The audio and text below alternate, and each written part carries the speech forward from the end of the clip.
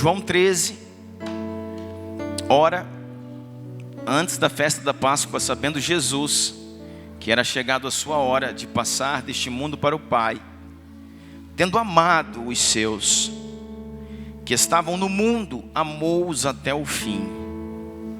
Maravilha. Sabendo Jesus que era chegado a sua hora de passar deste mundo para o Pai, tendo amado os seus que estavam no mundo, amou-os até o fim. Durante a ceia, sentados na mesa, tendo já o diabo posto no coração de Judas Iscariotes, filho de Simão, que traísse Jesus, sabendo este que o Pai tudo confiara em suas mãos, e que ele viera de Deus e voltava para Deus, levantou-se da ceia, tirou as vestimentas de cima, tomando uma toalha, cingiu-se com ela, depois deitou água na bacia, passou a lavar os pés dos discípulos, e enxugar-lhes com sua toalha, com que estava cingido. Chegou Simão Pedro e lhe disse: Senhor, vais lavar os meus pés? Respondeu Jesus: sim.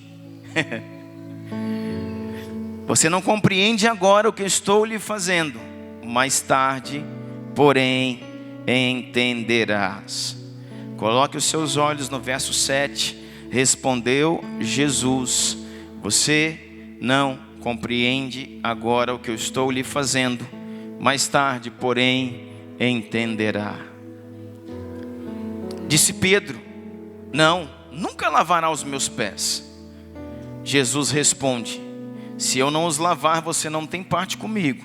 Respondeu Simão Pedro: então o Senhor apenas lave não os pés, mas lave o corpo inteiro. Respondeu Jesus: quem já se banhou precisa apenas lavar os pés, todo o seu corpo já está limpo. Vocês estão limpos, mas nem todos. Pois ele sabia quem iria traí-lo, e por isso disse que nem todos estavam limpos. Pai, obrigado pela tua palavra. És alfa, ômega, princípio e fim, aquele que era, que é e que há de vir, o Senhor de todas as coisas. Nós adoramos o teu nome e te pedimos tua presença aqui nesse lugar. Te pedimos que o teu Espírito nos toque, nos convença do pecado, da justiça e do juízo. Que a tua glória, Senhor, permeie todo o nosso ser. Assim nós oramos em nome de Jesus. Amém, irmãos? Esse é um momento muito emblemático, é um momento, sabe, muito chave do cristianismo. Quando Jesus, que é Rei de reis e Senhor de senhores. Quando Jesus, que é o líder, né, que é o Senhor, com S maiúsculo, que é Deus, ele pega uma toalha e começa uma bacia e começa a lavar os pés dos seus discípulos. Esse é o momento que Deus está ditando os princípios básicos de um novo povo, aqueles que seriam chamados pelo seu nome, aqueles que seriam lavados e redimidos pelo seu precioso sangue. E o Senhor começa então a trabalhar. Em momentos antes o Senhor diz: aquele que quer ser o maior, que seja o que mais sirva, que seja o menor. Existia muita briga entre os discípulos para saber quem é maior, quem é menor, quem se assenta à direita, quem se assenta à esquerda. E Jesus sempre veio, sabe, paralisando esse pensamento neles, dizendo: olha, não é isso que vocês devem buscar, quem é maior, quem senta à direita, quem senta à esquerda, mas vocês precisam aprender a servir. Precisam aprender a amar como eu vos amei. E diz esse texto que ele os amou até o fim. E Pedro era uma figura muito engraçada. Quando Jesus vai lavar os seus pés, e ele diz: não, o Senhor não vai lavar meu pé não. Não lava meu pé não. Meio que assim: eu não sou digno de que laves os meus pés. Aí Jesus disse: se eu não lavar os teus pés, tu não tem parte comigo. Então ele fala: então me lava por inteira. Então lava a cabeça, o corpo, então me dá uma ducha. O Senhor falou, não, você já está limpo. Seu corpo já está limpo. É só os pés que eu preciso lavar porque estão, empoeirados. Eu tive a oportunidade de ministrar sobre esse texto algumas coisas bem a fundo, bem proféticas, que eu não quero dizer hoje aqui, mas num café com pastores. E esses dias eu vi o Juscelio, o pastor Juscelio, falando algo a respeito desse texto. E que, chamou muita atenção do meu coração, porque são flechas que às vezes nos acertam assim, e a gente diz, é isso mesmo. Ele dizia que nós precisamos entender aquilo que Jesus aqui já entendia.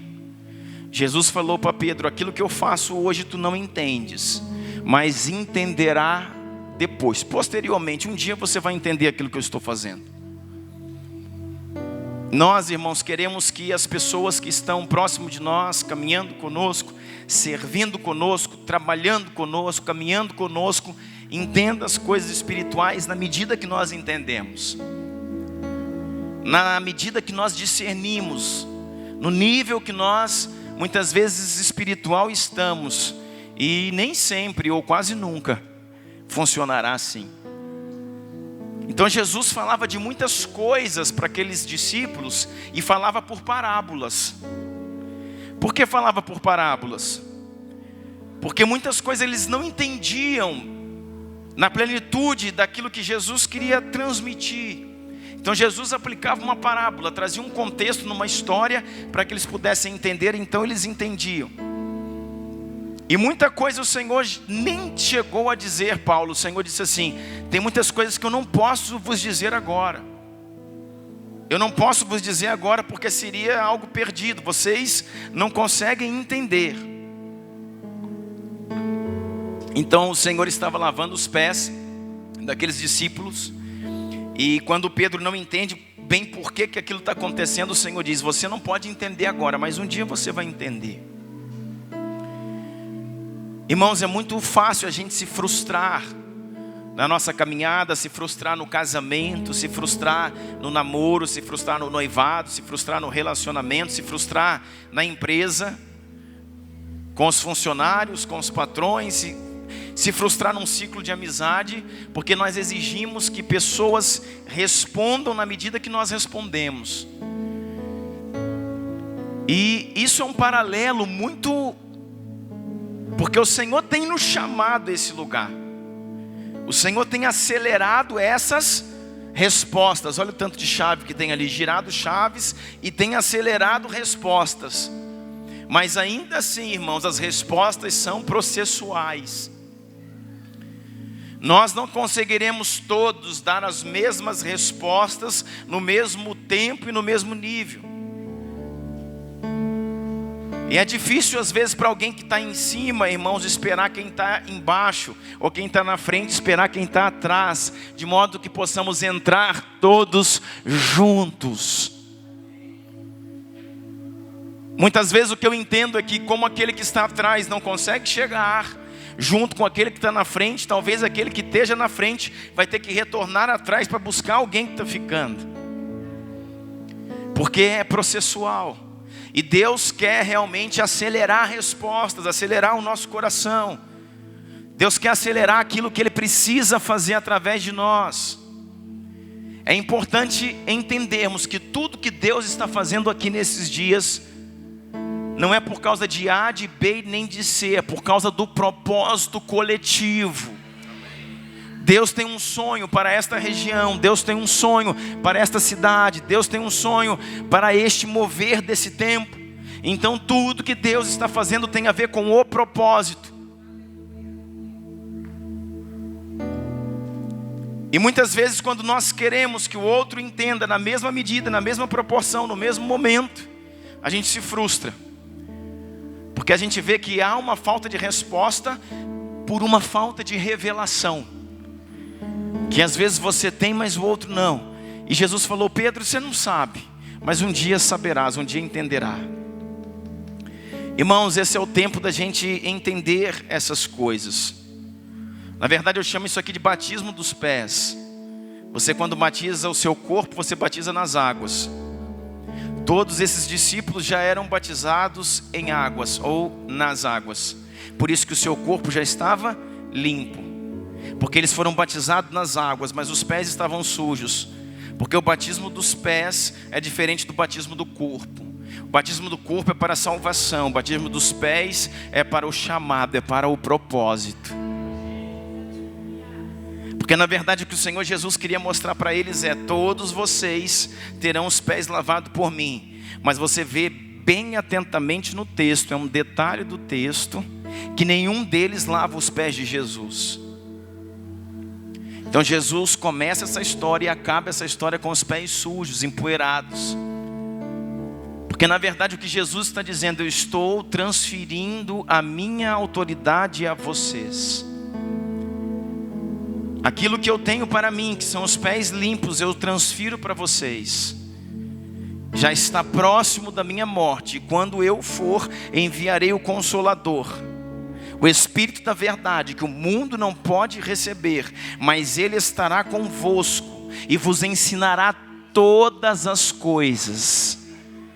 O Espírito Santo, o Espírito da verdade, que o mundo, a criatura não pode receber, mas vós o receberão, e Ele fará morada em vós, e estará convosco todos os dias, e vos ensinará todas as coisas, até a consumação dos séculos. Uau! E Ele está dizendo: eu vou para o Pai, mas vocês ficam aqui e farão maiores obras do que as que eu fiz. Porque vocês ficarão em meu nome, farão em meu nome. Serão os meus representantes. Então esse que é o batismo dos pés, uma troca de lugar. Jesus vai e eu fico. Mas como diz Paulo, não há eu, mas Cristo vive em mim. Ou seja, então a minha movimentação agora, a movimentação do cristianismo deveria ser a movimentação de Cristo, tocando as nações da terra e redimindo os homens, amém? Sabe, irmãos, o que eu falei, que eu ouvi o pastor Juscelio dizendo, ele dizia assim: algo que a gente pensa que é fácil, mas que é difícil, mas é fácil, é você transferir o serviço, é você transferir a responsabilidade. Às vezes nós queremos nos movimentar e precisamos, como líderes que somos, em todos os âmbitos da nossa vida, nós precisamos delegar responsabilidades, ensinar um serviço, ensinar uma missão. Então você precisa às vezes transferir, um cargo, empossar alguém num cargo, numa função, e habilitar aquela pessoa para a função, hein, Paulo? Mas fácil é transferir, irmãos, a habilidade, difícil é transferir o coração. Difícil é você fazer com que aquela pessoa que recebe aquela habilidade, não estamos falando de empresa, estamos falando de igreja, faça com o zelo que você tem, com a atenção que você tem, com as lágrimas que você tem, com a renúncia que você tem. Então, dura coisa é transferir o coração, transferir o zelo, transferir, irmãos, a entrega, a renúncia. E se torna fácil então transferir uma missão, transferir uma habilidade, transferir uma função. Difícil é transferir o coração. Porque pessoas, irmãos, podem caminhar conosco durante toda uma vida e usufruir de tudo aquilo que Deus tem dado a um ambiente, mas sem nunca se atentar que tudo aquilo que ela tem recebido é por causa do ambiente.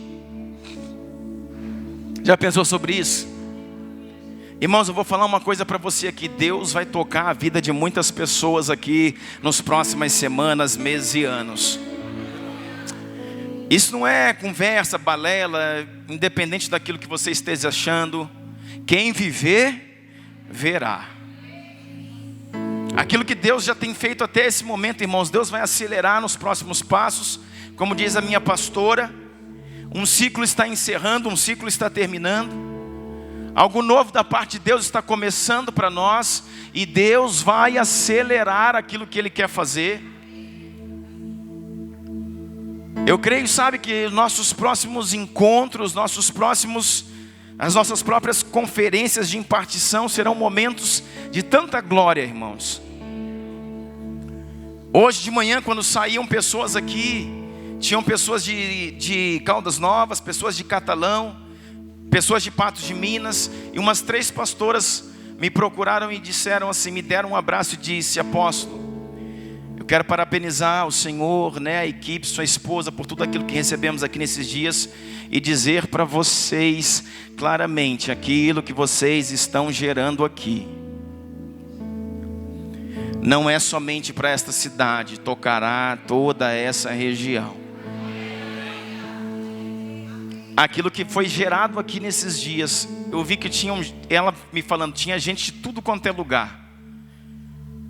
E como nós fomos alimentados, uma pastora me falou isso, 3. E nós estamos indo embora carregando algo de Deus para transbordar as nossas igrejas. E como nós temos orado para que Deus sustente aquilo que tem sido entregue para vocês. Mas nós precisamos atentar, irmãos, que os olhos de algumas pessoas começarão a se abrir, mas os olhos de muitos ainda estão fechados. E às vezes as pessoas que estão de longe estão se alimentando muito mais daquilo que Deus está nos entregando aqui do que aqueles que estão de perto. Tem muita gente na conexão da mesa aqui, que não entendeu ainda aquilo que Deus está fazendo, está entregando, está liberando. E o que eu quero dizer para você? Aquilo que Deus vai trazer para nós nesse tempo, irmãos, tem a ver com o propósito. Deus vai liberar ministérios, vai liberar chamados, vai levantar pregadores, vai levantar profetas. Deus vai levantar empresários, capacitar pessoas. Deus vai trazer recursos, vai sim, sabe por quê? Porque não tem a ver com a sua vida ou com a sua vida. Tem a ver com o todo, com o propósito. E o que nós precisamos entender é que aquilo que estamos recebendo nesse tempo tem a ver não comigo, tem a ver com o propósito. O que Deus está fazendo na minha vida tem a ver com o todo. Por isso, irmãos, que quando a gente se aparta do propósito de Deus, daquilo que está sendo gerado, muitas vezes nós começamos a ver as coisas, sabe, ruírem devagarzinho, se esfacelarem devagarzinho, a gente não entende. Eu quero dizer para você que em um determinado momento da minha vida, não é questão de servir a Deus. Eu estou na igreja desde 8 anos de idade, vou fazer 42. Mas há 7 anos atrás, irmãos, eu comecei a entender algumas coisas que nunca entendi antes. Comecei a entrar em alguns lugares que eu nunca tinha entrado antes. Batizado desde os 12 anos de idade. Fiel a Deus, servo do Senhor, caminhando com Jesus. Sei que se Jesus voltasse antes desse tempo eu seria salvo. Mas não é questão de salvação, é questão, irmãos, de significado. É questão de saber para quê, por quê, para onde, como. Então, com base a 8 anos atrás, mais ou menos, 7, 8 anos atrás, eu comecei a entender sobre chamado, sobre vocação, sobre o que fazer, como fazer, sobre funcionar dentro daquilo que o Senhor nos levantou, nos chamou. E hoje eu sei que muita coisa que aconteceu na minha casa, no meu casamento, nas minhas finanças, na minha vida, tem a ver não com o Douglas e com a Karine, tem a ver com o propósito. Tem a ver com o macro, com aquilo que Deus está fazendo. Por isso que Deus vai dar voz a algumas pessoas aqui. Por isso que Deus vai levantar outras. Por isso que Deus vai levantar no nosso meio autoridade. Deus vai levantar, irmãos, recursos. Deus vai levantar professores, porque o nosso coração é ter uma escola. E a Viviane que veio aqui, que nós nunca conhecemos, eu nunca troquei uma palavra com essa mulher, chegou aqui e falou: Deus vai dar uma escola para vocês. Deus vai dar uma escola para vocês.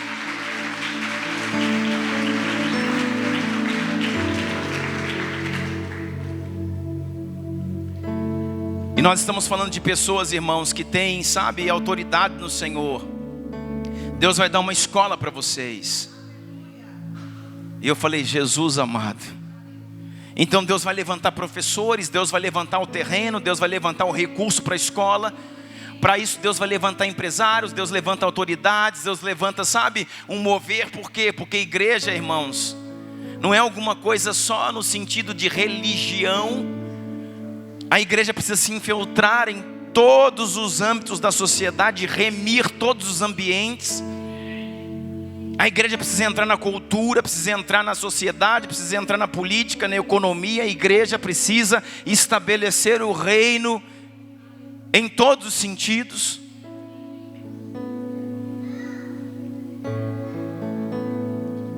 E Deus vai nos preparar, irmãos, para entender isso. Aquilo que hoje você não entende, entenderá depois. Aquilo que Deus está fazendo com muita gente aqui não é para você, é para o propósito. Sabe de uma coisa, irmão? Existe um texto na Bíblia, depois eu acho ele ali e leio para você, que diz que existia um paralítico. E esse paralítico, ele era moribundo, ele já estava lá, cansado, desanimado. Paralítico fala de alguém que não se move, ele é paralítico, ou seja, paralisado.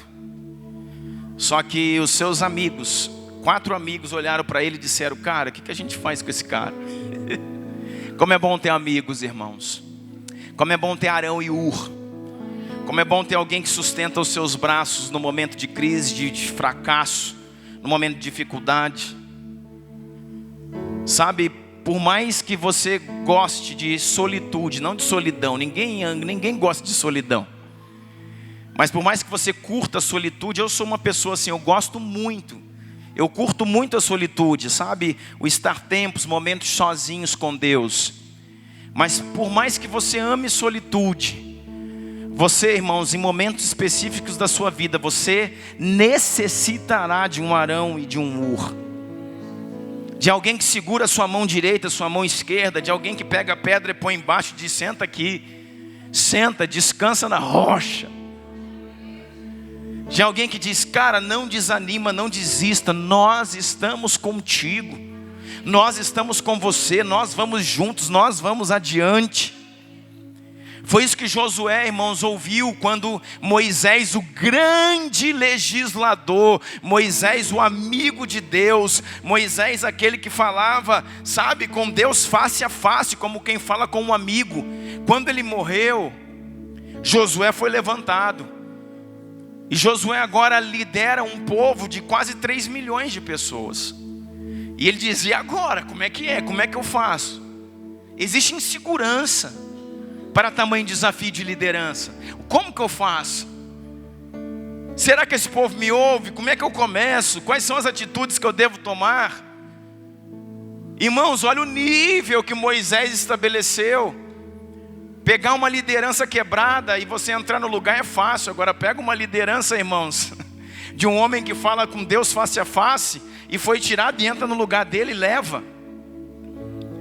Mas primeiro Josué ouviu do Senhor, ser forte e ser corajoso.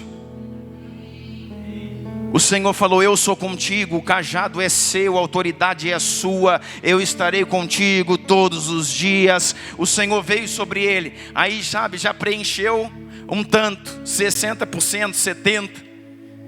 Aí aquela lacuna de 30%, os valentes, o exército.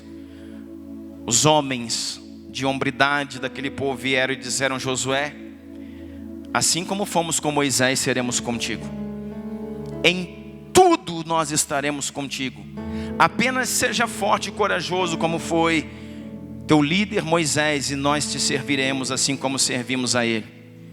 Irmãos, pronto. Fechou. Em qualquer momento da sua vida, você vai precisar de encorajadores. E aquele homem está lá paralítico, né? Voltando àquilo que eu estava dizendo. E 4 amigos vieram e disseram, vamos fazer alguma coisa por ele, mas ele é paralítico. Né? Tetraplégico, não mexe nada, não anda, não se move, não fica de pé. E ele está paralisado. Quantos de nós, irmãos, paralisamos? Quantos de nós paramos no tempo? Paralisamos, sabe, no sentido profissional, paralisamos no sentido sentimental, paralisamos no sentido da fé, do nosso ministério, do nosso chamado, paralisamos nossos sonhos, paralisamos, estamos paralisados, paralíticos. Mas 4 amigos vieram e disseram assim: cara, nós vamos fazer uma coisa com você, confia na gente. Aí o paralítico falou: o que vocês vão fazer comigo? Eles falaram: nós vamos te levar até Jesus. Aqui no nosso meio encontra-se um homem chamado Jesus de Nazaré. Nós acreditamos que ele é o Messias que viria. Multidões têm o seguido, milhares de pessoas têm o seguido. Sinais, prodígios, maravilhas acontecem onde ele está. Ele é maravilhoso. E nós vamos levar, sabe, você até ele. Irmãos, esse é o nosso papel nesses dias: levar os paralíticos a Jesus. Levar os paralíticos a Jesus. Alguém da sua casa, da sua família, do seu trabalho, do seu emprego, que está morto. Ele está morto, desistindo do casamento, desistindo dos filhos, desistindo da vida, desistindo de tudo. Ele está morto. Não sonha, não acredita, não ri. Tem pessoa que você olha para ela: eu sou assim mesmo. Você é um mané. Ninguém é assim mesmo.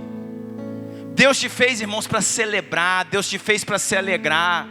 Antes de ser filho do seu pai, você é filho de Deus. E o seu pai eterno, é um Deus alegre. Deus é um Deus de tanta festa que o casamento para os hebreus é 7 dias para celebrar. Deus, irmãos, marcou as festas de Israel em Alexandre e diz: celebre, celebre, celebre a Páscoa, celebre isso, celebre aquilo, celebre, sabe, a colheita, celebre primícias, celebre as festas, celebre. Deus é um Deus de celebração. Irmãos, tudo aquilo que nós temos de introvertido em nós tem a ver com uma natureza, aquilo que falávamos hoje, uma natureza adâmica. Sabe, que puxou o traço de personalidade e colocou em nós um estereótipo, e colocou em nós, sabe, a manifestação de um caráter que não é de Deus.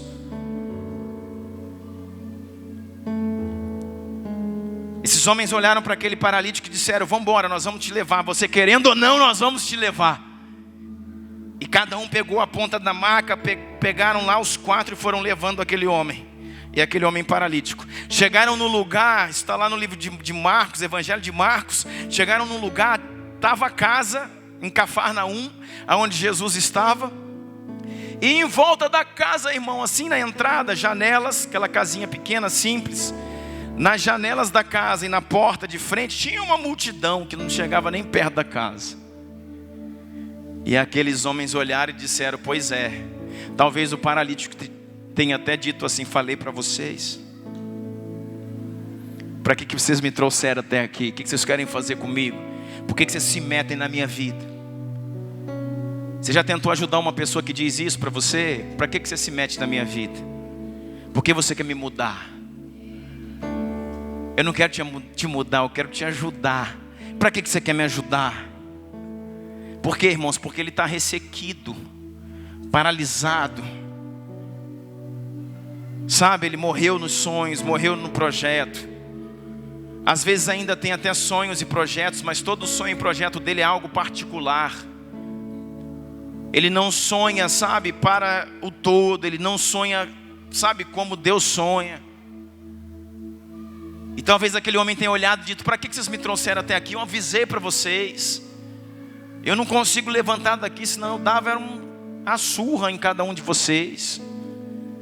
Eu estou aqui agora exposto, todo mundo olha para mim, sabe, olha aqui. E eu estou aqui nessa situação por causa de vocês. E aqueles homens reuniram os 4 e disseram: gente, é o seguinte, nós trouxemos ele até aqui, nós precisamos fazê-lo entrar na presença do rei. E como vencer essa multidão? Olha o tanto de gente que tem na frente dessa casa. Sabe o que eles fizeram, irmãos? Eles pegaram a maca e foram por trás da casa. Como na trás da casa não tinha porta, não tinha janela, era parede fechada, não tinha ninguém lá, porque não tinha acesso.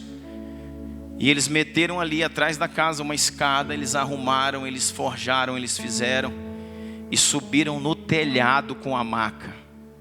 Eita, meu Deus. Isso fala de equipe, isso fala de gente trabalhando junto.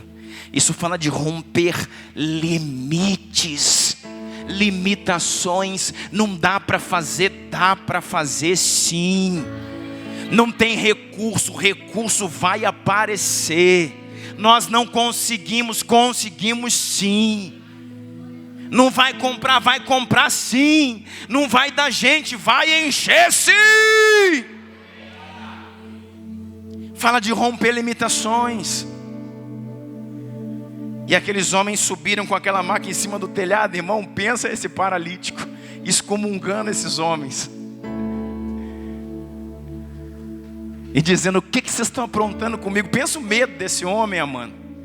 Ele subindo na maca, inclinava mais a maca para cá, para lá, e o cara está lá segurando, preso.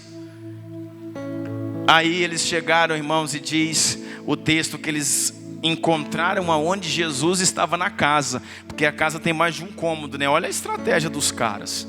Encontraram onde Jesus estava na casa, e quando encontraram onde Jesus estava na casa, eles destelharam, sabe, o telhado naquele lugar. Aquele momento, né, aquelas casas não tinham laje, eram telhados. Destelharam o telhado, tiraram as telhas e desceram o paralítico ali. Agora, irmãos, é o ponto auge. Pensa esses quatro olhando para aquele cara e dizendo: acredita, o seu momento chegou. E eu penso comigo que aquele paralítico estava dizendo: eu vou matar vocês, seus excomungados, eu vou matar vocês. Eu não tenho reação, eu não consigo fazer nada, mas eu vou matar vocês. Olha a vergonha que eu estou passando. Irmãos, muita gente não vem na igreja porque eles estão paralisados. Eles têm medo, eles têm vergonha. Muitas pessoas não são curadas porque têm medo de expor a sua vergonha. Tem medo de expor a crise no seu casamento. Tem medo de expor a crise com os filhos. Tem medo de expor a relação extraconjugal que ele arrumou. Tem medo de expor a vida dele, os seus problemas, as suas dificuldades. Ele não quer se expor, é uma carapaça fechada, dizendo: eu arrumei isso aqui, agora eu dou um jeito de resolver. Mas ele não resolve porque não consegue. Não tem o discernimento, não tem a sabedoria, não tem a força, não tem a unção, não tem Deus, e por causa disso não resolve. Aí alguém quer ajudar, mas a pessoa é paralisada, é paralítica. Assim é o mundo, meu irmão. E esses homens falaram: cara, você querendo ou não, você é paralítico mesmo, não tem decisão não, nós vamos levar você. E pegaram os quatro. E naquele ponto ali é o ponto auge. Eu acho que cada um enfiou uma corda numa ponta da maca e disseram: nós vamos descer você agora. 1, 2 e... 1, 2 e... 1, 2 e... Pensa nisso, eu penso, está na Bíblia que eles desceram a maca por uma corda. Irmão, pensa se uma corda dessa faz assim, ó. Aí não é mais um paralítico, é um morto, né? Que ia varar de cabeça lá embaixo e Jesus ia ter que ressuscitar um morto. Então toda uma estratégia, os homens segurando. Pensa como é difícil segurar uma maca, irmão, na mão, na corda, hein, Raul? E descendo aquilo ali foi... Irmãos, eu só vejo assim, a Bíblia diz que quando eles começaram a descer aquele homem ali, Jesus estava lá na casa, aquela multidão na porta esperando Jesus sair. E quando Jesus vê aquilo ali, começou a tirar as telhas, Jesus está olhando e dizendo: uai, sou. Como é que é isso aí? Aí quando eles começam a tirar as telhas e a maca começa a aparecer, Jesus fala: não pode. Não acredito. Não acredito. E a maca foi descendo, descendo, descendo como um elevador. E chegou assim aos pés de Yeshua. E Jesus então pôde olhar para o paralisado, para o paralítico. Jesus pôde olhar para o sonho paralisado, para o projeto paralisado, para a saúde paralisada, para as finanças paralisadas e dizer: há salvação, meu irmão. Sabe o que diz a Bíblia? Vendo-lhes a fé, o Senhor falou para ele: perdoados estão os seus pecados. Jesus nem falou você está curado, falou você tem seus pecados perdoados. Deixa eu falar uma coisa para você.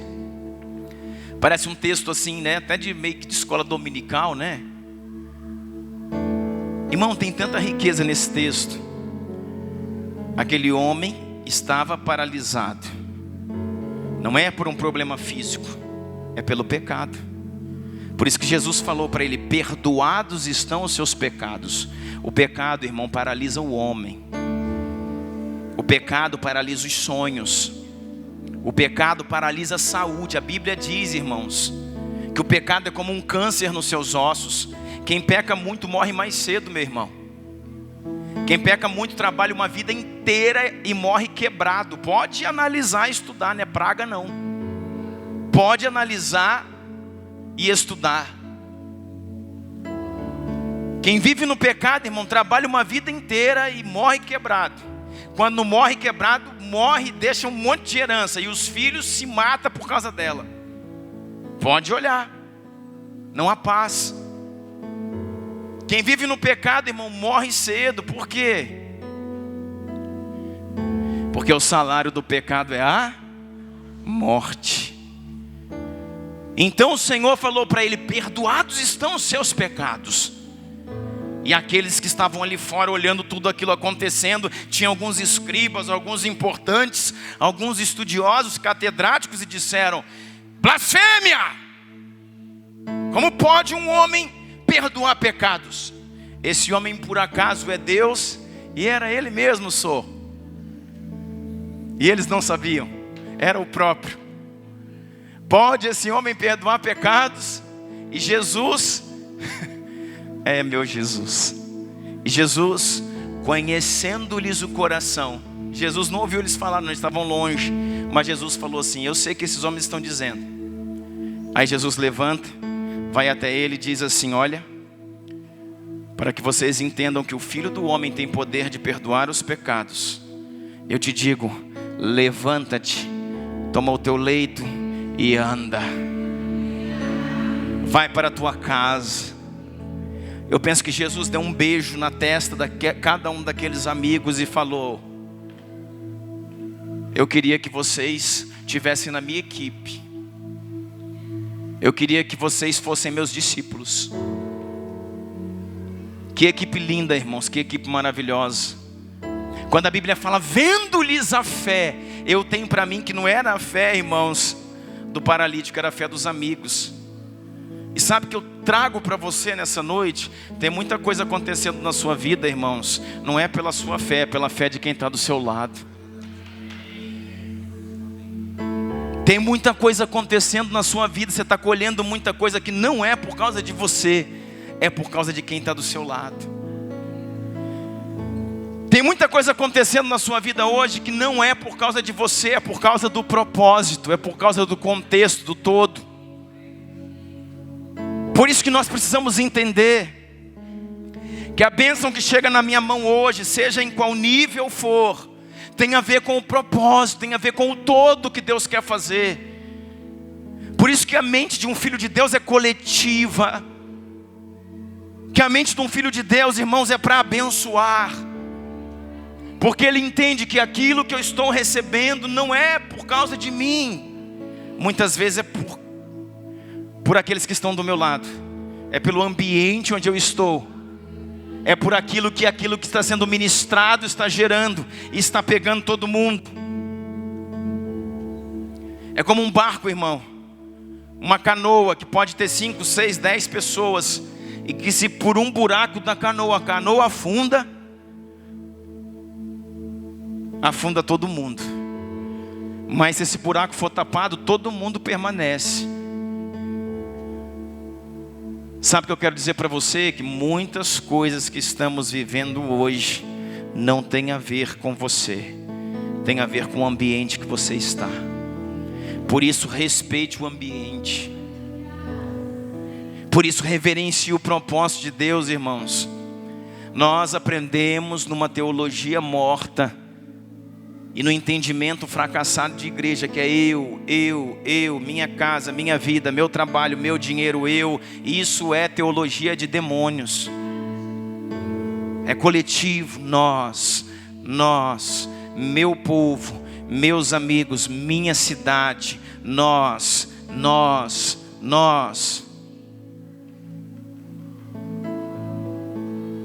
E quando nós entendermos isso, a igreja é remida e as nações são remidas.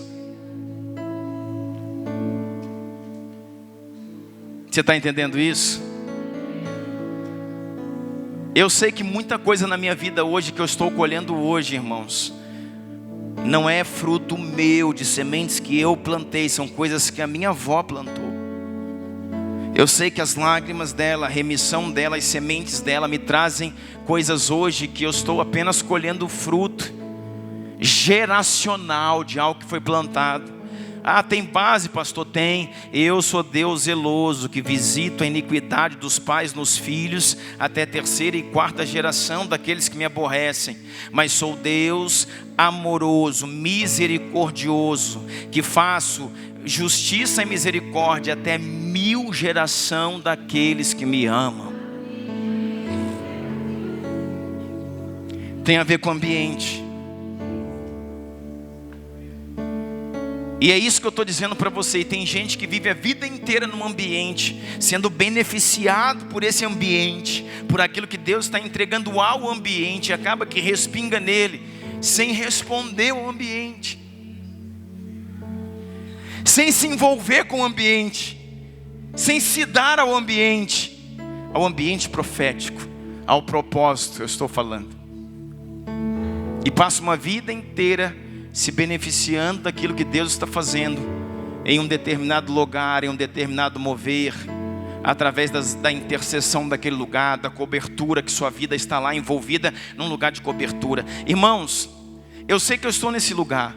Por exemplo, eu entendo que muitas coisas que nós estamos gerando aqui nesses dias tem a ver com o meu apóstolo Luiz Hermínio, tem a ver com a sua renúncia, com a sua vida e com a sua entrega. Eu reconheço isso. Eu reconheço que muitas coisas que nós estamos vivendo como ministério, porque querendo ou não, nós somos, vivemos pelo reino, e nossa questão não é projetar placa, denominações, o nosso projeto é projetar a igreja do Senhor Jesus. Mas nós precisamos entender que temos uma identidade ministerial, nós somos Mevan. Então eu sei que muito daquilo que vivemos como Mevan tem a ver com o Mevan maior, tem a ver com o Mevan sede, daquilo que já foi estabelecido, criado, daquilo que já foi nos ares, abertos. Por quê? Porque primeiro, irmãos, Deus estabelece nos ares. Nossa luta não é contra carne e sangue, mas contra principados, potestades, dominadores deste mundo tenebroso nas regiões celestiais. Então primeiro estabelece nos ares, depois manifesta na terra. Então muito do que vivemos hoje como Ministério Mevan tem a ver com aquilo que o Ministério Sede já estabeleceu. Eu não posso achar, irmãos, que sou independente, porque não sou. Tenho ministério, tenho paternidade, tenho pastoreio sobre a minha vida, e muito daquilo que estamos colhendo vem daquilo que já foi edificado lá, já foi estabelecido lá, já foi criado lá. E isso é honra, e isso, irmãos, é gratidão, e isso é reconhecer.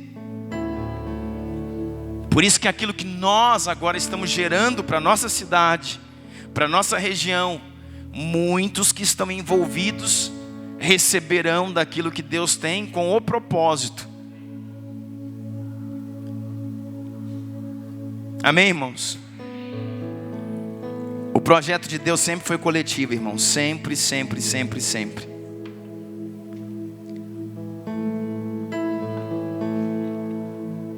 Quero terminar com você. Quero ler um texto. Gênesis 50. Gênesis capítulo 50, verso 15.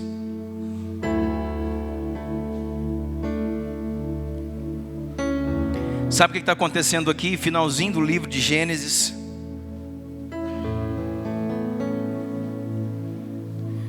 Jacó, que é aquele que deu origem, nos seus filhos e netos às tribos de Israel.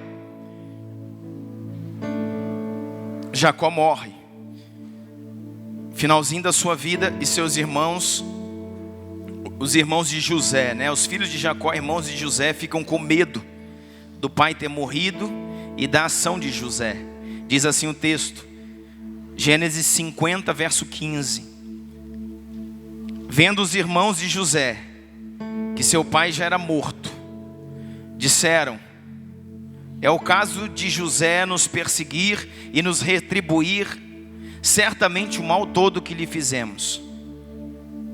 Portanto mandaram dizer a José, isso aqui eles tramaram entre eles e disseram a José: teu pai, que era Jacó, ordenou antes da sua morte, dizendo: assim direis a José, perdoa, pois a transgressão de teus irmãos e o seu pecado, porque te fizeram mal. Agora, pois, te rogamos que perdoes a transgressão dos servos de Deus, de teu pai.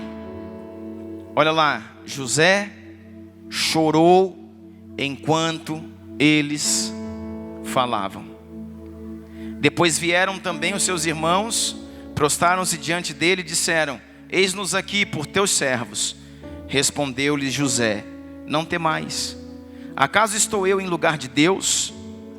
Vós, na verdade, intentastes o mal contra mim, porém Deus o tornou em bem, para fazer como vedes agora, que se conserve muita gente em vida. Não temais, pois eu vos sustentarei, a vós outros e aos vossos filhos. Assim os consolou e lhes falou ao coração. Sabe o que acontece aqui, irmão?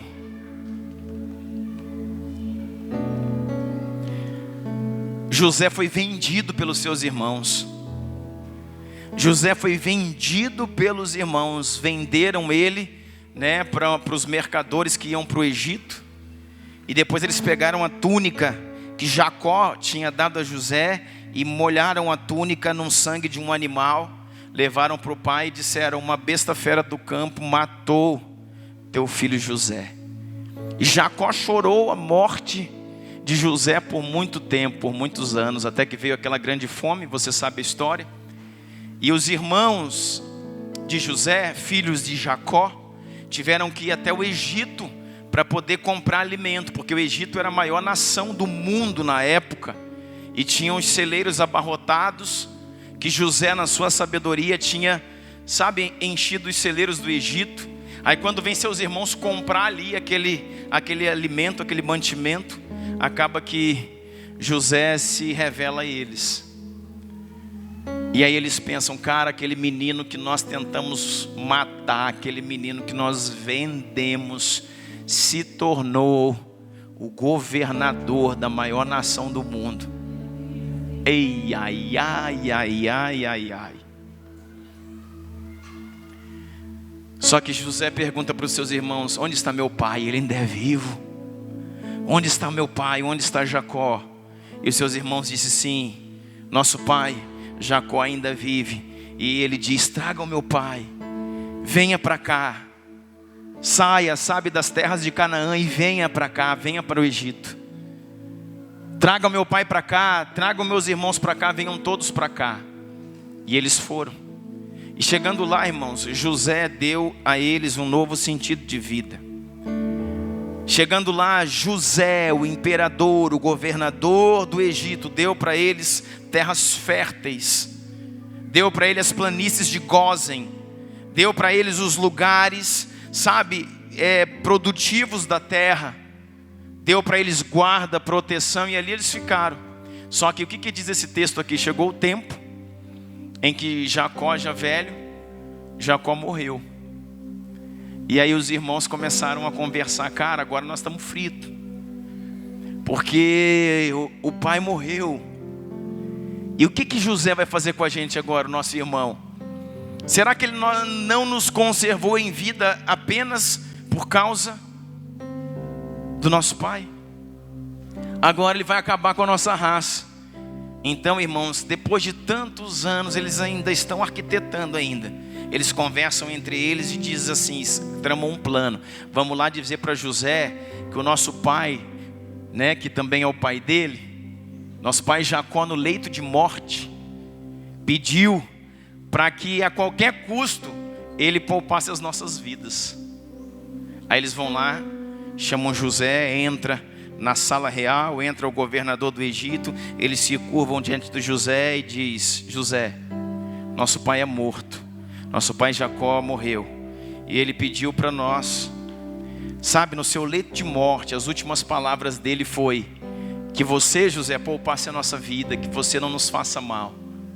Irmão, o texto diz que José saiu da presença deles e chorou. Chorou a ingratidão, chorou a dor da falta da consciência, chorou, irmãos, a falta da aliança, chorou a falta do entendimento coletivo. José ajoelhou-se diante do seu Criador e chorou amargamente, dizendo: será que eles nunca vão entender? Será que eles nunca vão entender que Deus, o Senhor, me conservou em vida justamente para cuidar deles? Que o Senhor me fez o governante do Egito, não é para me enriquecer, não é para me empoderar, não é para que eu seja, sabe, famoso, é justamente para que eu dê sentido à vida deles, porque eles são os filhos de Jacó, a saber, o Israel de Deus. O povo de Deus, Israel, viria dessa descendência, a descendência de Jacó, e José sabia disso. Será que eles não entendem que foi Deus que me colocou aqui, transformando todo o caos do desprezo deles na minha vida em bênção, para que eu hoje cuidasse deles? Será que eles não vão entender isso? Que eu trouxe eles daquela terra, dei boa comida, dei boa bebida, dei fartura, dei as melhores terras, dei os melhores serviços para eles. Será que eles não vão entender isso nunca?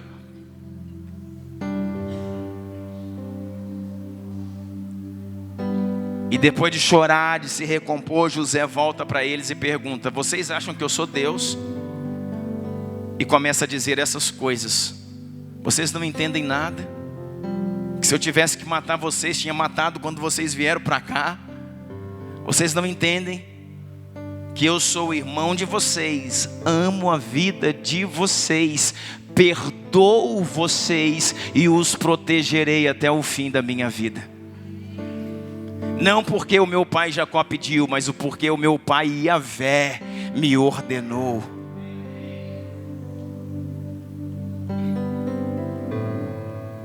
Sabe o que isso quer dizer, irmãos? É exatamente isso.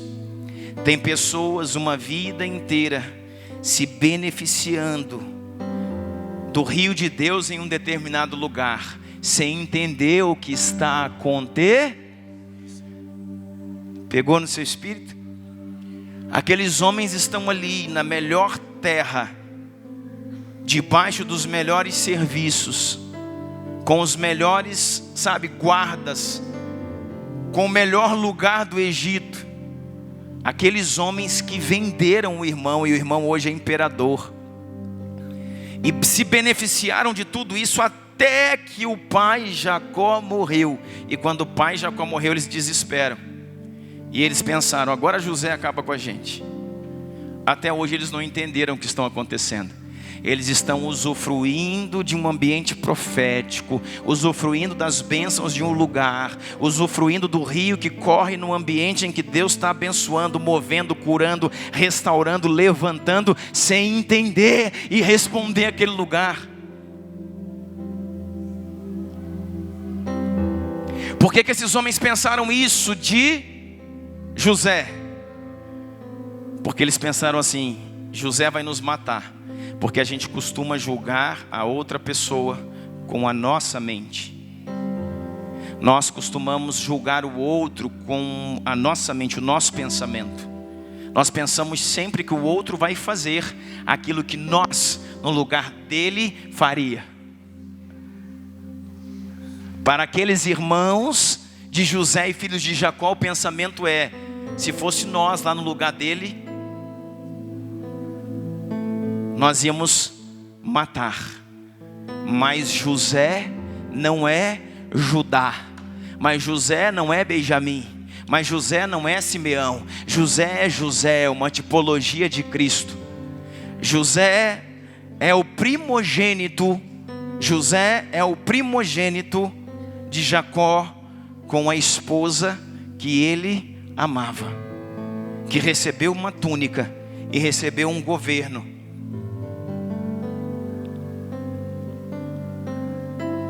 Nós precisamos pensar muito nisso, irmãos.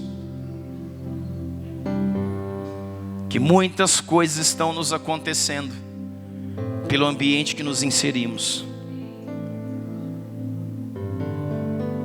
Sabe de uma coisa?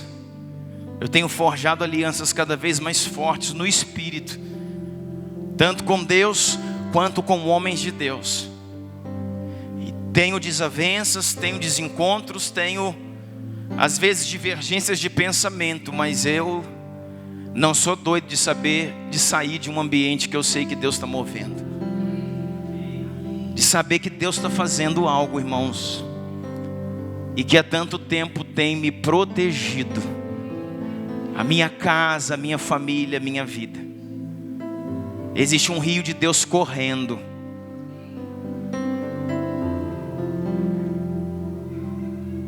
José retorna aos seus irmãos e diz: até quando? Vocês não conhecem o meu coração. Vocês se beneficiam de todo esse mover, mas não estão envolvidos com ele. Precisamos, irmãos, entrar com tudo naquilo que Deus está nos dando.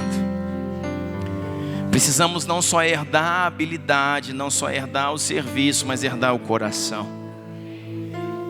Precisamos herdar as lágrimas. Precisamos herdar o legado. Um pai precisa transferir para os seus filhos o legado.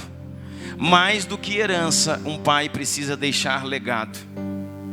Sabe por quê, irmãos? Herança é algo que um pai coloca na mão dos seus filhos.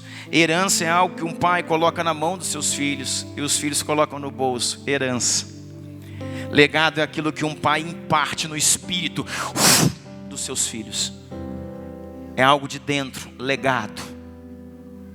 Sabe por quê? Porque você recebe uma herança. E se você tem só herança e não tem legado, você perde a herança e fica sem nada. Mas se você tem herança e legado, se você perder a herança pelo legado, você reconstrói ela e deixa para os seus filhos e netos. Porque, irmãos, transferir habilidade e serviço é fácil. Não é tão fácil assim não, mas é mais fácil. Mas transferir as lágrimas, a paixão, o zelo, transferir o coração, é algo que vai nos custar tudo.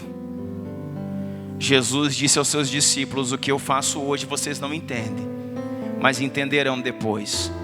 O que eu estou fazendo aqui não é só lavando o pé para tirar poeira. Eu estou transferindo o meu legado, a minha vida, a minha missão para vocês. Recebam a missão do céu. Recebam a missão do céu. Nessa noite recebam a missão do céu. Nessa noite recebam a missão do céu. Nessa noite recebam a unção, o legado de Yeshua para transformar cidades e nações. Recebam a responsabilidade na sua casa, na sua família. As primícias já começaram. O tema das primícias é testemunho versus responsabilidade. Que o Senhor nos leve a responsabilidade e o testemunho para as nações da terra. Assim nós oramos no nome de Jesus. Fique de pé comigo nessa noite.